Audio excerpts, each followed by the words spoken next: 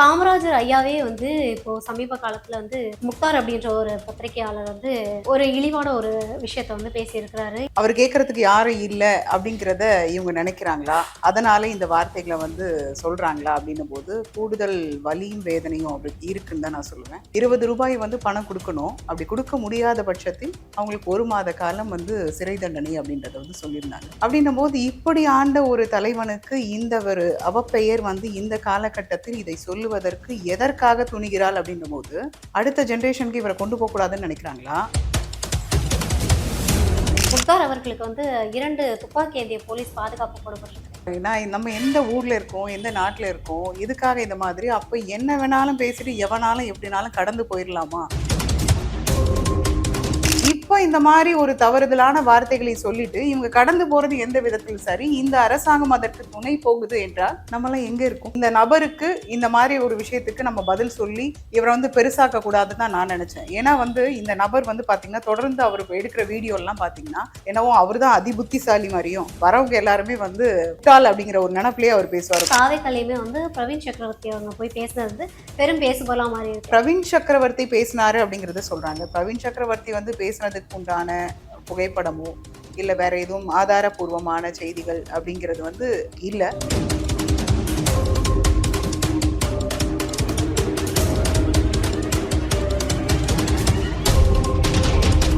தி expose நேயர்களுக்கு வணக்கம். நான் ரவினா. இன்றைய நேர்காணலில் நம்மோடு இணைந்திருக்கக்கூடிய சிறப்பு விருந்தினர் பெருந்தலைவர் காமராஜர் அவர்களின் பேத்தி, அது மட்டுமல்லாது காங்கிரஸ் பேரியக்கத்தின் மாநில செயலாளராக இருக்கக்கூடிய கமலிகா காமராஜ் அவர்களை தான் சந்திக்க வந்திருக்கிறோம். வாங்க அவங்க கூட சேர்ந்து நிறைய விஷயங்களை கேட்டு தெரிஞ்சுக்கலாம். மேம் வணக்கம். வணக்கம். ஆக்சுவலி எனக்கு இன்னைக்குல இத்தனை நாள் இல்லாத ஒரு படபடப்பு இன்னைக்கு இருக்கு அப்படின்னு சொல்லலாம். ஏன் அப்படின்னா வந்து எல்லாருக்குமே ஒரு ஏக்கம் இருக்கும். அதாவது காமராஜர் ஐயாவை பார்க்க முடியல அப்படின்ற ஒரு ஏக்கம் இருக்கும். இன்னைக்கு அவங்களுடைய பேத்தியான உங்களை பார்க்கறது வந்து நான் வந்து ஒரு ஹாப்பியாவே ஃபீல் பண்றேன் அப்படின்னு சொல்லலாம். நிறைய விஷயங்கள் வந்து இன்னைக்கு உங்க கூட பேச இருக்கிறேன். இப்போ அதுக்கு முன்னதா ஒரு விஷயம் உங்களுக்கு தெரியும்னு நினைக்கிறேன். தமிழ்நாட்டுல காமராஜர் ஐயாவை வந்து பின்பற்றாதவர்கள் யாருமே இல்ல அப்படின்னா. ஆனா காமராஜர் ஐயாவே வந்து இப்போ சமீப காலத்துல வந்து முக்தார் அப்படின்ற ஒரு பத்திரிகையாளர் வந்து ஒரு இழிவான ஒரு விஷயத்த வந்து பேசியிருக்கிறாரு. இத எப்படி பார்க்குறீங்க? நெறைய பேர் வந்து அவங்களோட கண்டனத்த தொடர்ந்து பதிவு பண்ணிட்டு இருக்காங்க. ஸோ இதை நீங்க எப்படி பார்க்குறீங்க? இதை எப்படி பார்க்குறேன் அப்படிங்கிறது வந்து 50 ஆண்டு காலம் அவர் இறந்து 50 ஆண்டு காலம் கொண்டாடியாச்சு. ஆனா தொடர்ந்து அவரை பத்தி ஒரு அவச்சொல் வந்து சொல்றது வந்து எந்த விதத்துல சரி அப்படிங்கிற போது உள்ளபடியே அவர் வீட்டு பிள்ளையாக நான் இதை வந்து ரொம்ப சங்கடமா நினைக்கிறேன். அவர் கேட்கறதுக்கு யாரும் இல்ல அப்படிங்கிறத இவங்க நினைக்கிறாங்களா? அதனால இந்த வார்த்தைகள வந்து சொல்றாங்களா? அப்படின்னும் போது கூடுதல் வலியும், வேதனையும் அவருக்கு இருக்குன்னு தான் நான் சொல்லுவேன். அவர் சொன்ன வார்த்தைகள் பல விதமான குற்றச்சாட்டுகளை முன்வைக்கிறார். முன்வைக்கும்போது பார்த்தீங்கன்னா, ஊழல்க்கு பெருகி இருந்துச்சு அவரோட காலகட்டத்திலன்னு சொல்லிட்டு. அதுக்கு ஒரு சின்ன எக்ஸாம்பிள் சொல்லி நான் தொடங்கணும்னு நெனைக்கிறேன். ஒரு பால்ல கூட ஊழல் செஞ்சா அவங்களுக்கு வந்து சிறை தண்டனையும் கொடுத்தவர் தான் பெருந்தலைவர் காமராஜர். அப்படின்னும்போது இதெல்லாம் நம்ம வச்சு பார்க்கும்போது ரூ. 20 கண்டன அதாவது வந்து அந்த ஊழல் செஞ்சவங்களுக்கு ரூ. 20 வந்து பணம் குடுக்கணும். அப்படி குடுக்க முடியாத பட்சத்தில் அவங்களுக்கு 1 மாத காலம் வந்து சிறை தண்டனை அப்படின்றத வந்து சொல்லியிருந்தாங்க. அப்படின்னும்போது இப்படி ஆண்ட ஒரு தலைவனுக்கு இந்த ஒரு அவப்பெயர் வந்து இந்த காலகட்டத்தில் இதை சொல்லுவதற்கு எதற்காக துணிகிறாள் அப்படின்னும்போது, அடுத்த ஜெனரேஷனுக்கு இவர கொண்டு போகக்கூடாதுன்னு நினைக்கிறாங்களா? இல்ல இருட்டடிப்பு செய்யணும்னு நினைக்கிறாங்களா? இதெல்லாம் வந்து அடுத்தடுத்த கேள்விகள் வந்து எனக்குள்ளே எழுந்துட்டே தான் இருக்கு. எத்தன முறை வந்து இவங்க இந்த மாரி ஒருத்தவங்களுக்கு பேசுறவங்களுக்கெல்லாம் கண்டன குரல் எழுப்புறதும், அவங்க வந்து பேசுறது வந்து சரியில்லன்னு சொல்லிட்டு அவர் செஞ்ச விஷயங்கள அட்டவணைப்படுத்துறதும், இதெல்லாம் வந்து தொடர்கதையா இருக்கு. இதுக்கு முற்றுப்புள்ளி எப்பதான் இந்த அரசாங்கம் வைக்கும் அப்படின்றத இந்த நேரத்துல இந்த காணொளி வாயிலா உங்ககிட்ட நான் சொல்லிக்கிறேன். நீங்க பார்த்தீங்க அப்படின்னா, இப்போ ஒரு 3 தினங்களுக்கு முன்னதா பார்த்தீங்க அப்படின்னா, முக்தார் அவர்களுக்கு வந்து 2 துப்பாக்கி ஏந்திய போலீஸ் பாதுகாப்பு போடப்பட்டிருக்கு. இதுதான் சொல்ல வரேன். நான் நம்ம எந்த ஊர்ல இருக்கோம், எந்த நாட்டுல இருக்கோம், எதுக்காக இந்த மாதிரி? அப்ப என்ன வேணாலும் பேசிட்டு எவனாலும் எப்படினாலும் கடந்து போயிரலாமா? அப்ப இந்த தலைமுறைக்கு நம்ம என்ன சொல்ல காத்திருக்கோம்? அப்படின்னும்போது, இன்னொரு எடுத்துக்காட்டு நம்ம சொல்லலாம். ஜெமினி கணேசனோட வந்து பெருந்தலைவர் காமராஜர் இருக்கும்போது, அப்போ ஒரு படத்திறப்பு விழா. அந்த விழால வந்து பார்த்தீங்கன்னா, ஒரு ஒரு சின்னதா கெட் டுகெதர் மாதிரி ஒரு விருந்து வச்சிருந்தாங்க. அப்ப தாத்தா போயிருக்காங்க. அப்படி போயிருக்கும்போது பார்த்தீங்கன்னா, அங்க ஜெமினி கணேசன் வந்து சிகரெட் புடிச்சிருக்காங்க. அவங்க பக்கத்தோட நின்னு ஃபோட்டோ எடுத்துட்டு இருக்கிறதுக்கு வேகமா ஒருத்தர் வந்து முன் வராரு. பத்திரிக்கையாளர். முன் வரும்போது அப்ப சொல்றாங்க, "நிறுத்து. இது என்ன செயல் நடந்துட்டு இருக்கு, இந்த நேரத்தை நீ படம் எடுத்து வேற நீ போடுவ, இது நாளைக்கு அடுத்த பிள்ளைங்க பார்க்கும்போது இது என்ன நினைக்கும். அப்போ ஒரு தகப்பனார் வந்து இந்த பிள்ளை சிகரெட் பிடிக்க கூடாதுன்னு சொல்லி எப்படி கண்டிப்பான். அப்ப சொல்லும் போது என்ன ஆகும், இவங்க எல்லாம் சிகரெட் பிடிக்கிறாங்களா, அது சரியான்னு சொல்ல வரும்ட்டு அடுத்த ஜென்ரேஷனுக்கு நம்ம என்ன சொல்ல போறோம் அப்படிங்கிறதுல வந்து எந்த அளவுக்கு முற்கூட்டியே அவர் வந்து ஒரு ஒரு விஷயத்தையும் பார்த்து செஞ்சிருக்காரு அப்படின்னும் போது இது ஒரு உதாரணம் சொல்லலாம். இதெல்லாம் இன்னமும் அவர் செஞ்ச விஷயங்களை வந்து பெரியவங்க சொல்லியோ இல்ல இந்த மாதிரி கதைகள்லயோ இல்லைன்னா வந்து எழுத்துப்பூர்வமா எழுதி வச்ச விஷயங்களை நம்ம படிச்சு தெரிஞ்சுக்கிறோம். எங்க குடும்பத்தார் சொல்லி தான் எனக்கு தெரியும். ஸோ அப்படின்னும் போது இப்ப இந்த மாதிரி ஒரு தவறுதலான வார்த்தைகளை சொல்லிட்டு இவங்க கடந்து போறது எந்த விதத்தில் சரி, இந்த அரசாங்கம் அதற்கு துணை போகுது என்றால் நம்மலாம் எங்க இருக்கோம்? இல்ல ஒரு நெறியாளரா இருக்கும்போது இப்படிப்பட்ட வார்த்தைகள வந்து பொது வெளியில பேசுறது அப்படின்றதே ஒரு தவறான விஷயமா தான் நானும் பார்க்குறேன். ஏன் அப்படின்னா வந்து, பெருந்தலைவர் காமராஜர் ஐயா அப்படின்றது எல்லாருக்குமே தெரியும். ஒரு குழந்தையோட பசிய உணர்ந்தவர் முதல்ல காமராஜர் ஐயா அப்படின்றது. ஸோ ரொம்ப எளிமையா வாழ்ந்த ஒருத்தர வந்து அப்படி பேசும்போது, பொதுமக்களான எங்களுக்கே வந்து பார்க்கும்போது அது தவறான விஷயம் அப்படின்னு. தொடர்ந்து இவங்க வந்து பாதுகாப்பும் குடுத்து அவங்கள புரொடெக்ட் பண்றதுக்கான காரணம் என்ன? ஒரு நெறியாளரா இருக்கிறவரே இப்படிப்பட்ட பொறுப்பில்லாமல் பேசக்கூடிய ஒரு தனத்த பார்க்க முடியுதுல்ல. இப்ப நீங்க வந்து திமுகவோட கூட்டணியில இருக்கிறீங்க. திமுக இதுக்கு என்ன நடவடிக்கை எடுத்திருக்கு? இல்ல. இத வந்து நான் இது நடந்த உடனே 2 நாட்களுக்கு முன்னாடி எனக்கு சொன்னாங்க. சொல்லும்போது நானும் இத கவனிச்சேன்.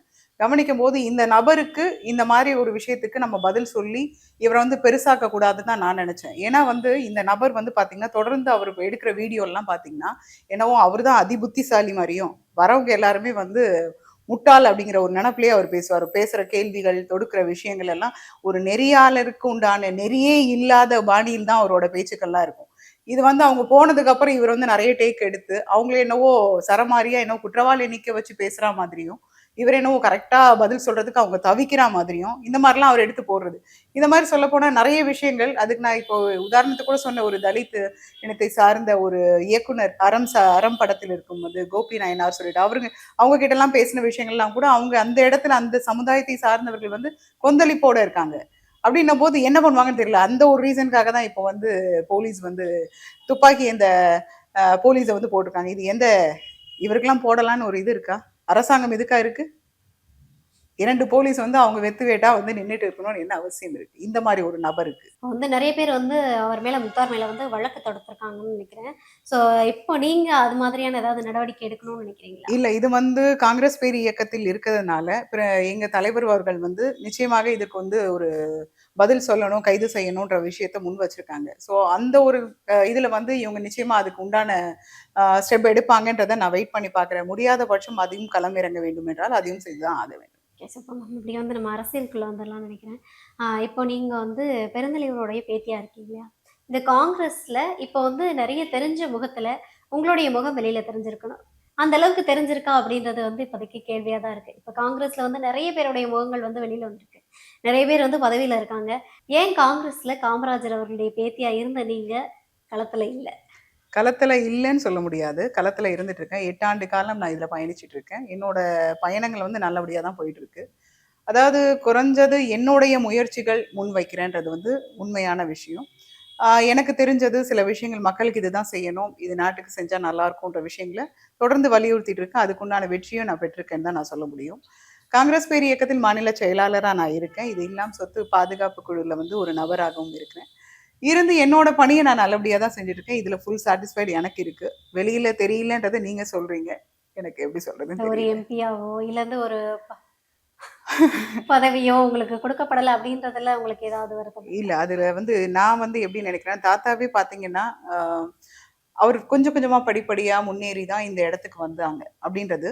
ஆனா அவரோட ஷேடோவா நான் இருந்து, எனக்கு உடனே இந்த விஷயத்த கிடைக்கணுன்றதையும் எனக்கு நாட்டம் இல்ல. அப்படிங்கிறதுனால நான் என்ன பண்ணியிருக்கேன் அப்படிங்கிறத வந்து உண்மையான அங்கீகாரத்தோட வரணுன்றது தான் என்னோட விருப்பம். 2 முறை வந்து நான் சட்டமன்ற தேர்தல்லயும், எம்பி எலக்ஷன்லயும் வந்து எனக்கு சீட் வேணுன்றத நான் என்னோட முயற்சிய முன் வச்சிருக்கேன். அதுக்கப்புறமா வந்து வாய்ப்புகள் நழுவப்பட்டது. இந்த முறையும் வந்து நிச்சயமாக சீட்டு வேணுன்றத நான் கேட்பேன். இந்த என்னோட சட்டமன்ற எலக்ஷன்ல மேடம் பார்க்கலாமா? நிச்சயமா பார்க்கலான்ற நம்பிக்கை எனக்கும் இருக்கு. பொறுத்திருந்து தான் பார்க்கணும். ஓகே. இப்போ வந்து திமுக அரசுல சாரி திமுகவோட காங்கிரஸ் கூட்டணி பேச்சுவார்த்தை நடந்துட்டு இருக்கு. இப்போ ரீசெண்டா கூட ஒரு ஐவர் குழு வந்து திமுகல போய் பேச்சுவார்த்தை நடத்துனாங்க. அதை தொடர்ந்து பார்த்தீங்க அப்படின்னா, தாவேக்காலயுமே வந்து பிரவீன் சக்கரவர்த்தி அவங்க போய் பேசினது வந்து பெரும் பேசுபொருளா மாறி இருக்கு. என்ன அப்படின்னா, காங்கிரஸ் வந்து டபுள் கேம் ப்ளே பண்ணுதோ அப்படின்ற ஒரு பார்வை முன்வைக்கப்படுது. ஏன் அப்படின்னா, திமுகட்ட நம்ம கேட்கிற சீட் கிடைச்சுச்சுன்னா இங்க இருக்கும். அப்படி கிடைக்கலையா நம்ம தாவேக்காக்கு போகலாம் அப்படின்ற ஒரு மனநிலையில காங்கிரஸ் இருக்குன்னு பார்க்கலாமா? இல்ல. இது எல்லாருமே வந்து அடுத்த கட்டம் உள்ளவங்க பேசுறாங்க. மக்கள் மத்தியில பேசுற விஷயம். நம்ம வந்து இப்படி எடுத்தோம் கவுத்தோம்ன்னு பேச முடியாது. உண்மை விஷயம் என்ன அப்படின்னும்போது, ஆல் இண்டியா காங்கிரஸ் கமிட்டி என்ன சொல்லுதோ, அந்த வழிகாட்டுத்தின் பேரில் தான் இங்க நடக்க போகுது. அப்படின்னும்போது, ஐவர் கொண்ட குழு வந்து அ தலைமை சொன்னது தான் இங்க செஞ்சாங்க. அதன் வழியே முதல் கட்ட நடவடிக்கையா வந்து பேச்சுவார்த்தை நடந்தது. அதுக்கப்புறம் இவ்வளோ வேகப்படுத்தி செய்ய வேண்டாம் அப்படின்னு சொல்லிட்டு, அவங்க அடுத்த அடுத்த ஜனவரியில வந்து பார்த்தீங்கன்னா, அவங்க ஒரு குழு நியமிக்க போறாங்க. அதன் வழியா அடுத்த கட்ட பேச்சுவார்த்தை நடக்கும்.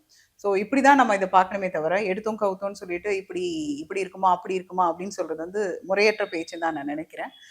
பிரவீன் சக்கரவர்த்தி பேசினாரு அப்படிங்கிறத சொல்றாங்க. பிரவீன் சக்கரவர்த்தி வந்து பேசினதுக்கு உண்டான புகைப்படமோ, இல்ல வேற எதுவும் ஆதாரப்பூர்வமான செய்திகள் அப்படிங்கிறது வந்து இல்ல. அது இப்ப வரைக்கும் வந்து மறுக்க தான் செய்றாங்க. அப்படின்னும்போது, இத நம்ம வந்து வித்தியாசமான கோணத்துல தான் நம்ம இல்ல பார்க்கணும். பிரவீன் சக்கரவர்த்தி அவங்களே சொல்லியிருக்காங்கல்ல, நான் போய் பார்த்தேன் அப்படின்றத அவங்களே ஒத்துக்கிறாங்கல்ல. அதாவது வந்து முதல் பேசுனது உண்ம. அத வந்து இல்லன்னு நம்ம சொல்ல முடியாது. ஆனா, இப்ப ஒரு வாரத்திற்கு முன்னாடி வந்து போய் சந்திச்சாங்க அப்படின்னு சொல்லி சொன்னது வந்து, அது இல்ல அப்படிங்கிற மாரி அந்த சைட்ல இருந்தும் எந்த தகவலும் இல்ல. தலைவர் அவர்களும் சொல்லியிருந்தாங்க, எனக்கு எந்த செய்தியும் வரலன்னு சொல்லிட்டு. அத நம்ம அப்படிதான் பார்க்கணும். இப்போ மேலிடம் ஒருவேளை வந்து தாவேக்கா கூட கூட்டணிக்கு போகலாம் அப்படின்னா, திமுகல இருந்து பிரிஞ்சு காங்கிரஸ் போறதுக்கான வாய்ப்பு இருக்குன்னு நினைக்கிறீங்களா? இல்ல இதுதான் வந்து நியதி. இப்ப வந்து கூட்டணின்றது வந்து மாறி, மாறி ஆட்சிகள் பிடிச்சிருக்காங்க. கூட்டணியில இருந்திருக்காங்க. அதிமுகவோடையும் இருந்திருக்காங்க, திமுகவோடையும் இருந்திருக்காங்க. இப்ப தொடர்ந்து 5 எலக்ஷன நம்ம ஃபேஸ் பண்ணியிருக்கோம். நல்ல வெற்றி வாய்ப்ப நம்ம குடுத்துருக்கோம். அப்டின்னும்போது, இப்ப நல்லா தான் இருக்கும் அப்டிங்கிறது எல்லாருக்கும் தெரிஞ்ச உண்ம. அப்டின்னாலும் சில சில சலசலப்புகள் இருக்க தான் செய்யும். அதாவது ஒரு குடும்பத்துக்குள்ளேயே 5 பேர் இருக்காங்கன்னா, 5 பேரும் வந்து நமக்கு பிடிச்ச மாரி இருப்பாங்களான்றது கிடையாது. ஒரு ஒரு பார்ட்டி அப்டின்னும்போது, அதுல பல பேர்களோட கருத்துக்கள், விருப்பு, வெறுப்புகள் எல்லாமே இருக்கும். இத எல்லாமே சார்ட் அவுட் பண்ணி நம்ம கொண்டு வரோம் அப்டின்றது ஒரு சும்மா நம்ம சாதாரணமா சொல்லி கடந்து போக முடியாது. ஸோ அதுக்குள்ள இருக்க கொந்தளிப்புகள் இருக்கும். அதுக்கெல்லாம் வந்து சரியான விஷயங்கள் தலைமை தான் முடிவு எடுக்குமே தவிர, நம்ம இத வந்து இப்படி இருக்கும், அப்படி இருக்கும்னு ஒரு அசம்ப்ஷன்ல கூட சொல்ல முடியாது. இல்ல இப்போ நல்லா இருக்கு அப்படின்னு நீங்க ஒரு பார்வைய முன்வைக்கிறீங்க இல்லையா? இதே 2011ல நீங்க பார்த்தீங்க அப்படின்னா, திமுக காங்கிரஸ்க்கு ஒதுக்குன சீட்டுன்னு பார்த்தீங்கன்னா, 63 சீட்டுகள் சட்டமன்ற தேர்தல்ல. ஆனா இப்போ ஒதுக்கி இருக்கக்கூடிய சீட்டுகள், அதாவது 2021ல ஒதுக்குன சீட் பார்த்தீங்கன்னா, வெறும் 25 சீட்டுகள் தான். அப்ப வந்து திமுக வந்து காங்கிரஸ ஓரம் கட்டுது அப்படின்றது வந்து இதுலேருந்தே தெரியுதே மேம். இல்ல. ஓரங்கட்டுதுன்னு நம்ம சொல்ல முடியாது. இப்ப 25 சீட்டு குடுத்தாங்க. இப்ப திருப்பியும் எங்களுக்கு அந்த குறைந்த சீட்டுகள் குடுக்கக்கூடாதுன்றதுக்காக தான் இந்த பேச்சுவார்த்தைகள் முன்னக்கூட்டியே நம்ம பேசுறோம். எங்களுக்கு கூடுதலா வேணும். ஆட்சியில் அதிகாரத்திலும் பங்கு வேணும். இந்த மாதிரி விஷயங்கள்லாம் நாங்க முன்வைக்கிறோம். ஸோ இதற்கு பொறுத்திருந்து தான் நம்ம அவங்க கிட்ட இருந்து பதில் என்னன்றத நம்ம பார்க்க முடியும். அதனால ஓரங்கட்டுதுன்னு சொல்ல முடியாது. கேட்க வேண்டியது நம்ம உரிமை. அவங்க என்ன நெனைக்கிறாங்க? அவங்களோட நிலைப்பாடுகள் என்ன? அப்படிங்கிறத நம்ம பொறுத்திருந்து தான் பார்க்க முடியும். இல்ல காங்கிரஸோட அதாவது ஒரு அ ஒரு காலத்துலலாம் பார்த்தீங்கன்னா, காங்கிரஸ் வந்து தமிழ்நாட்ட ஆண்டுச்சு அப்படின்றதுல மாற்று கருத்து கிடையாது. ஆனா இன்னைக்கு அதே காங்கிரஸால தமிழகத்துல தனிச்சு நிக்க முடியுமா? அந்த வலிமையோட அப்படின்னு கேட்டா, இல்லல்ல. இந்த காங்கிரஸோட வலிமை இழந்ததுக்கான காரணம் என்ன நினைக்கிறீங்க? இல்ல. இப்ப நம்ம இல்லன்னு நம்ம சொல்ல முடியாது. 2016ல நாங்க தனியா தானே நின்னோம். அதனால இல்லன்னு சொல்ல முடியாது. இன்னும் 10 ஆண்டு காலத்துக்கு முன்னாடி தான் நான் போய் சொல்றேன். 40 ஆண்டு காலத்துக்கு முன்னாடி நான் சொல்லல. அப்டின்னும்போது எங்களால முடியும்ன்றத வந்து நாங்க நிரூபிச்சு தான் காமிக்கிறோம். அதுல வந்து நாங்க தோத்தோமா, ஜெயிச்சோமான்றது செகண்டரி. ஆனாலும் வந்து நாங்க இருக்கோன்றத மக்கள் மத்தியில சொல்றோம். இப்ப யாரோட நாங்க கூட்டணியில இருந்தாலும், நாங்க இருந்தா தான் அங்க வந்து வெற்றி வாய்ப்பு உண்டு அப்டிங்கிறது மூத்த தலைவர்கள்லாம் இன்னும் வலியுறுத்தி சொல்லிட்டு இருக்காங்க. அதுவும் நிதர்சனமான உண்மைதான். அப்டின்னும்போது நம்ம சுத்தமா இல்ல அப்டின்றத நம்ம சொல்ல முடியாது. நிச்சயமாக சுதந்திரம் அடைந்து 140 ஆண்டு காலம் இப்போ இந்த டிசம்பர் 28 வந்ததுன்னா, 140 முடிந்து 141வது ஆண்டு நாங்க தொடங்க போறோம். இதுல எத்தன சரிவுகள், எத்தன உயரங்கள், எத்தன விஷயங்கள நாங்க வந்து கடந்து வந்திருக்கோம் அப்படிங்கிறதெல்லாம் நம்ம சொல்லலாம். பிஜேபிலாம் பார்த்தீங்கன்னா, ஆர்எஸ்எஸ் கொடி என்றதே வந்து இத ஏத்துக்க மாட்டோம்னு சொன்னாங்க. எத்தனையோ ஆண்டு காலம் வந்து அந்த கொடிய வந்து தன்னோட கட்சி ஆஃபீஸ்ல வந்து கூட ஏற்றுக்க மறுத்த ஒரு கட்சி தான். அப்படின்னும்போது, அவங்க இப்ப நிக்கும்போது நாங்க எல்லாத்தையும் ஃபேஸ் பண்ணி தான் நிக்கிறோம். இது ஒரு சவாலான ஒரு களம். அப்படின்னும்போது, நிச்சயமாக இந்த ஒரு களம் 26 எல்லாருக்குமே மக்கள் மத்தியில இந்த கட்சின்னு இல்ல, பொதுவான அரசியல் களமே மாற்றமா தான் இருக்கு. ஓகே. இப்ப நீங்க பேசும்போது சொன்னீங்க, மூத்த தலைவர்கள் எல்லாத்தையும் வலியுறுத்திக்கிட்டு இருக்காங்க அப்படின்னு. ஆனா வந்து ஒரு நேர்காணல்ல முன்னாள் எம்பியா இருந்த திருநாவுக்கரசு அவர்கள் என்ன சொன்னாங்க அப்படின்னா, இப்போ மூத்த தலைவர்கள் எல்லாருமே வந்து ஓரம் கட்டப்படுறாங்க. இப்ப நானே வந்து கட்சியில வந்து ரூ. 5 நோட்டா தான் இருக்கிறேன்.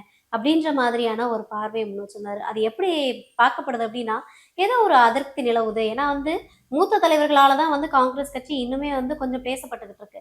அப்படின்றப்ப மூத்த தலைவர்களே வந்து ஓரம் கட்டப்படுறதா அவங்களே சொல்றத நீங்க எப்படி பார்க்குறீங்க? இல்ல அவங்க சொன்ன விஷயம் வந்து அவங்க என்ன மனநிலையில சொன்னாங்கன்னு எனக்கு தெரியல. இத நான் வந்து இன்னும் பின்தொடர்ந்து தாத்தாவோட ஒப்பிட்டு பார்க்கணும்னு நெனைக்கிறேன். 9 1/2 ஆண்டு காலம் வந்து பொற்கால ஆட்சியை குடுத்தவர் பெருந்தலைவர் காமராஜர். அப்டின்னும்போது அவரால வந்து இந்த நாட்டுக்கு வந்து வளர்ச்சி தான். ஒரு நீர்நிலையாகட்டும், தொழிற்சாலைகளாகட்டும், கல்வி தரங்களாகட்டும், எல்லாத்துலயுமே வந்து நம்ம அந்த அளவுக்கு உயர்ந்த நிலையில நம்ம இருந்தோம். ஏன்னா சுதந்திரம் அடைந்து நம்ம வந்து அந்த அந்த காலகட்டம் எப்படி இருந்தோம்னு எல்லாருக்கும் தெரியும். அப்படி இருக்கும்போது அந்த 9 1/2 ஆண்டு காலம் தேவையான விஷயங்கள் எல்லாத்தையுமே குடுத்துட்டு, அடுத்த 40 ஆண்டு காலத்துக்கு தேவையானத செஞ்சு வச்சுட்டு போனாரு. அப்படி அவர் செஞ்சு வச்சுட்டு போனாலும், யாரும் அவர வந்து பதவி விலகுங்கன்னு சொல்லல.